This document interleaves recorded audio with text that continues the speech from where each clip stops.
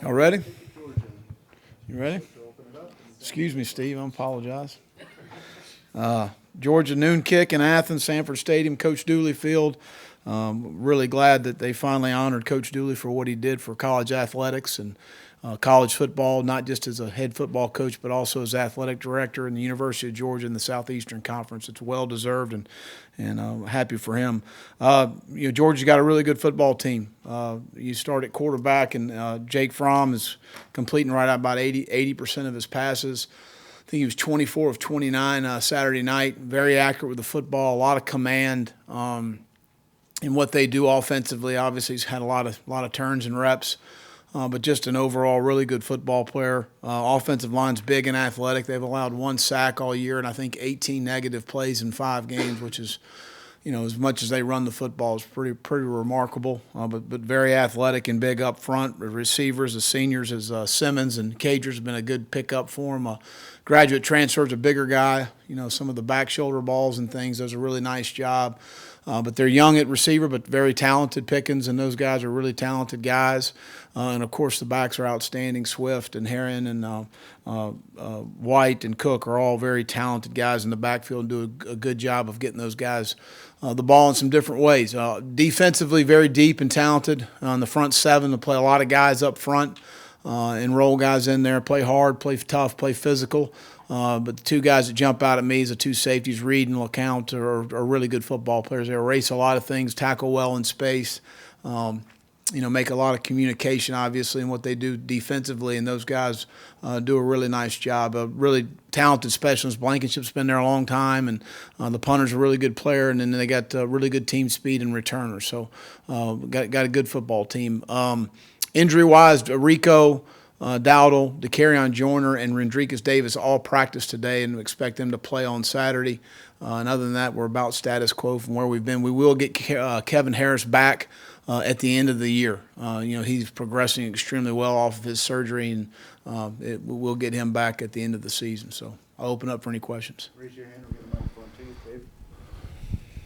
Will, how much does it help to be coming off a really good game, rushing the football with Rico and Tavian, going against a defense like Georgia, who I don't think they've allowed a rushing TD all year? No, they haven't. I think that's obviously gives you confidence. You go to Missouri and don't run the ball very well, and they did a nice job with some things, and we weren't as effective as we need to be.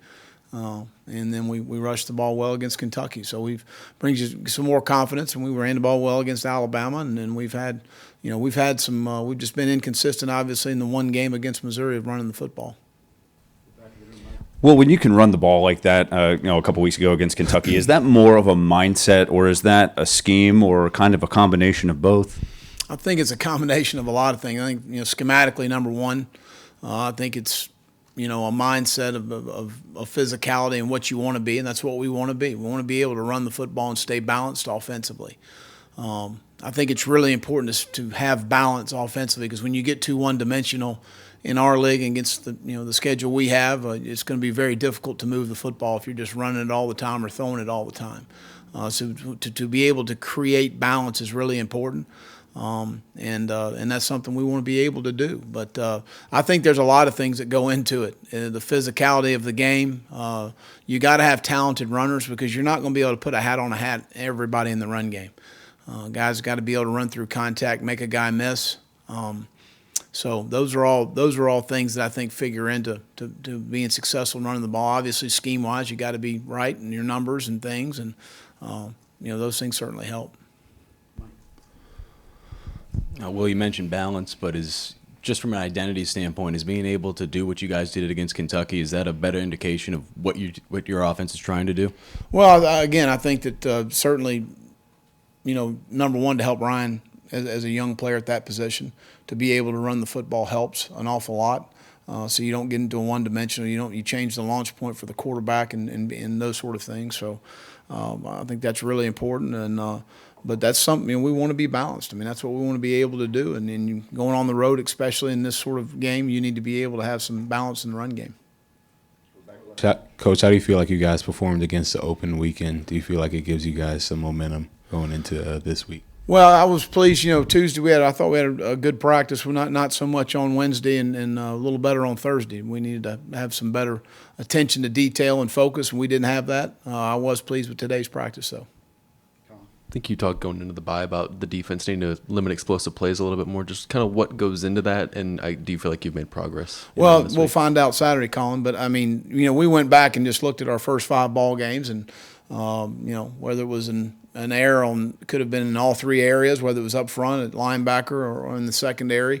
Was it a busted assignment? Are we doing too much? I mean, there's a lot of different questions you answer or ask. When you look at those sort of things, is that a coaching issue? Is that a scheme issue? Is that a player issue? So those are all things that we kind of tried to help minimize those things moving forward. And the bottom line is we need to be more consistent defensively, because we've done some really good things at times and we haven't done them enough. And so those are things we've got to go back and just be a more consistent football team overall. But you specifically asking about the defense, we need to be more consistent. Will, with Jaylen Nichols, when you first started recruiting him, what did you see in him? What made you think that he would be a guy to be able to contribute immediately? Well, athletic. You don't ever know about contributing immediately till you get him here. But, just very athletic, very powerful. And for a big guy, gets his hands on you, can move people, and is athletic enough to block the edge in our league. But then when you get a guy on campus, he was very mature in how he handles himself. He's extremely bright, and he can learn. So those are all things you start to look for. He handles tough coaching, which is obviously at that position you've got to be able to manage and handle.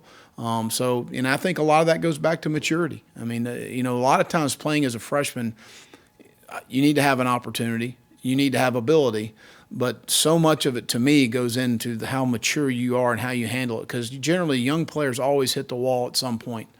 And he's been a guy that's continued to work and progress and has put himself in a position to be a productive player for us. How do you defend the back shoulder throw? Well, it's very difficult. Generally there's a move area down the field that you try to identify, whether that's at 14, whether it's at 16, whether it's at 18, and generally the ball is being thrown to the back of the defender's helmet. As far as those things, it's got to be something you've got to really work on from a quarterback and receiver standpoint. But we talk in terms of playing the ball in phase. Right. So if this was the receiver and I wanted to be able to play the ball in phase and the ball's being thrown over his shoulder, then I'd want to be able to look and lean, and as long as I'm playing the ball, it's not pass interference on most Saturdays. All right, but as long as I lean and I press the receiver, I can play the ball.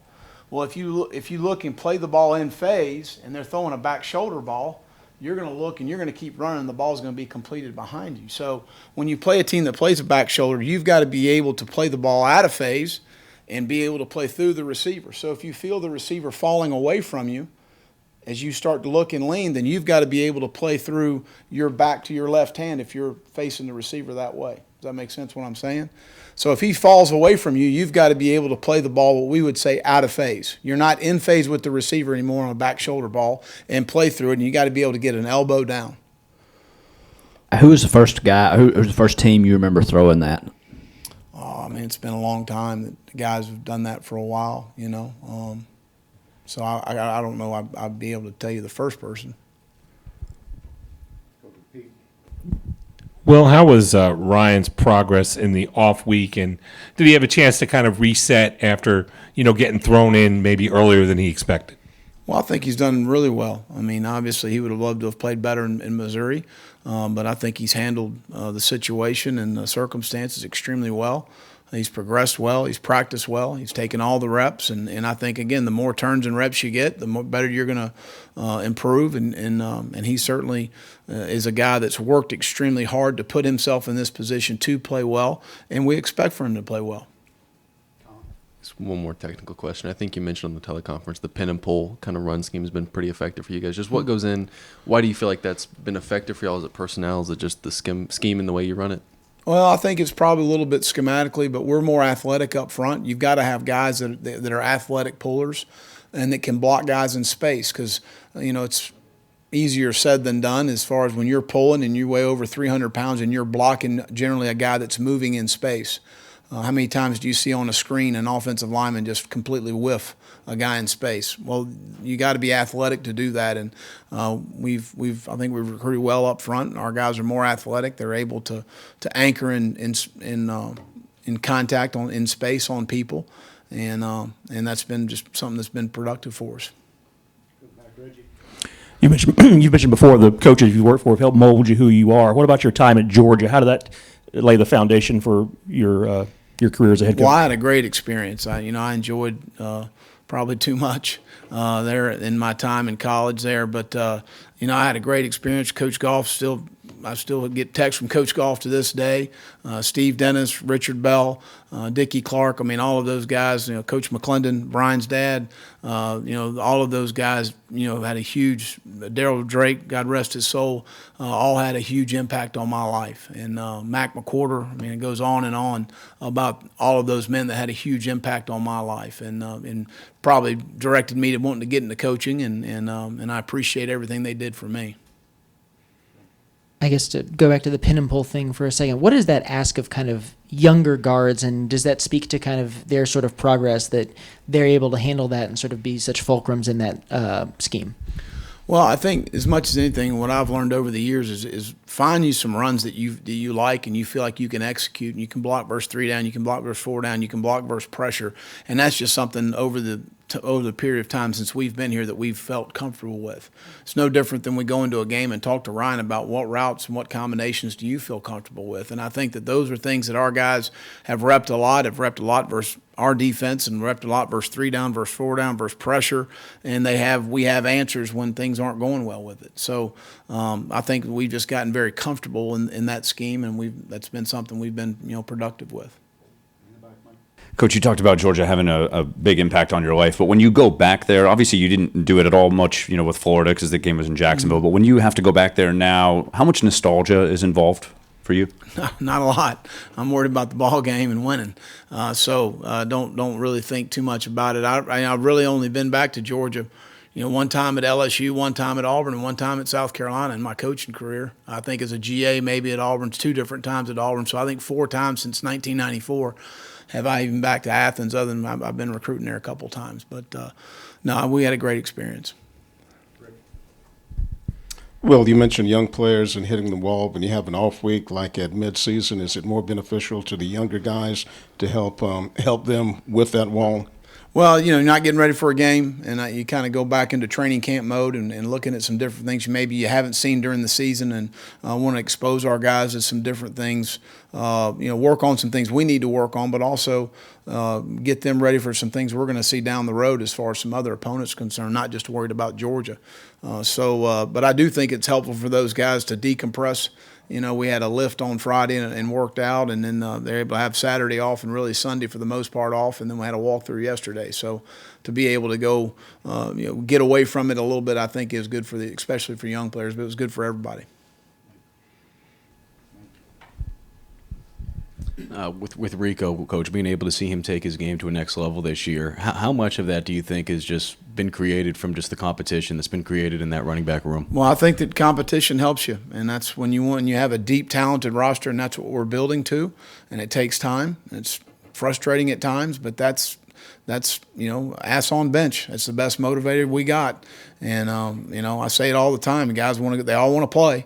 And they all want to be out there, and they all want to start, and they all want to be on the field. So there's no question competition is a great motivator for us. We're not all self-starters as players. They all want to, be on the field and start, and that's just the way it is. So I think that's certainly at that position we've done a nice job there as far as the competition's concerned. You got 3 seniors that are all very capable guys that can do a really nice job for us. But Rico's always been a very talented guy and has always worked pretty hard. He just always had a history of some injuries and some things that have been set him back.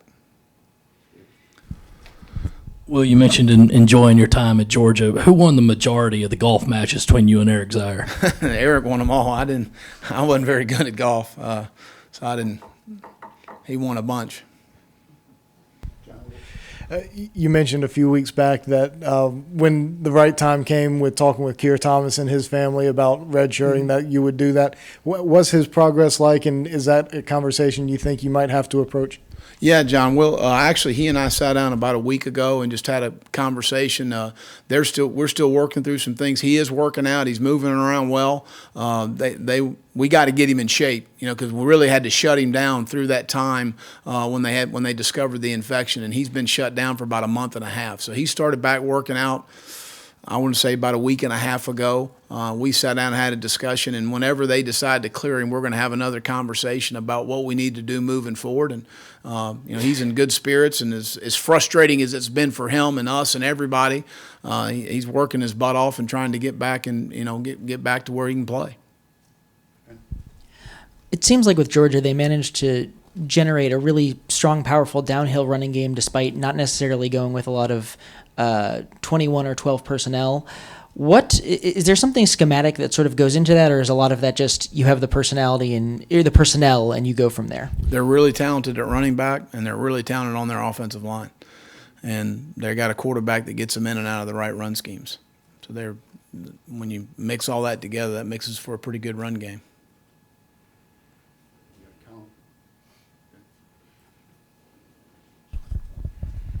I see the glasses. I know it's a noon game, but are you planning on wearing those again, I guess? I think I'm going to have to. Yeah. I had to put the ego on the shelf on these, but my wife's going to buy me a different pair, she said. What's that? No, I don't know. That's her decision. I'm not going that far. Anything else for Coach?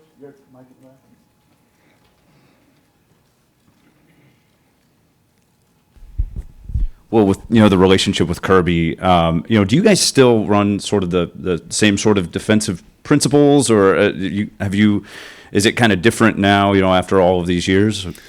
No, I think there's a lot of carryover. I think philosophically, that's the one thing that when you are like-minded with other coaches and you believe some of the same beliefs as far as how you want to play, how you want to play up front and how you want to coach things, and then I think there's a lot of carryover between that. But there's been a lot of time and separation that we've actually coached together back at LSU, I think 2004. But I think philosophically there's a lot of like-minded ideas. Coach cornerbacks to deal with slant routes, especially in the era of the RPO kind of taking away that inside help defender a lot of the time? In man coverage? Yeah, man.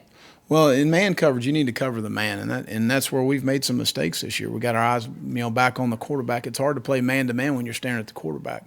So you just play your normal techniques, whether you're in press man or you're in some sort of off man, and whatever techniques that we're coaching you to do. You got to be able to cover your man, work yourself in phase, where it means you can touch the receiver, and then read back and try and play the ball. And that's kind of how we talk in terms of those things. Have y'all noticed defenses focusing on Shi Smith a little bit more? Has he found it tougher to get open? Well, that's one of the things that we go into every game as far as touches for Shi and Brian. We feel like two guys that can make plays for us, and we've got to continue to explore more ways to find ways where we can get him the football. We had a really good plan going into the Kentucky game, and then the running game was working so well, we got away from him a little bit. I think we hit him on a boot early in the game going into the scoreboard side. But we'll continue to explore ways where we've got to get him the ball. And there's no question that he and Brian need touches in the game. Anything else for Coach? Pretty good. All righty. Thank you.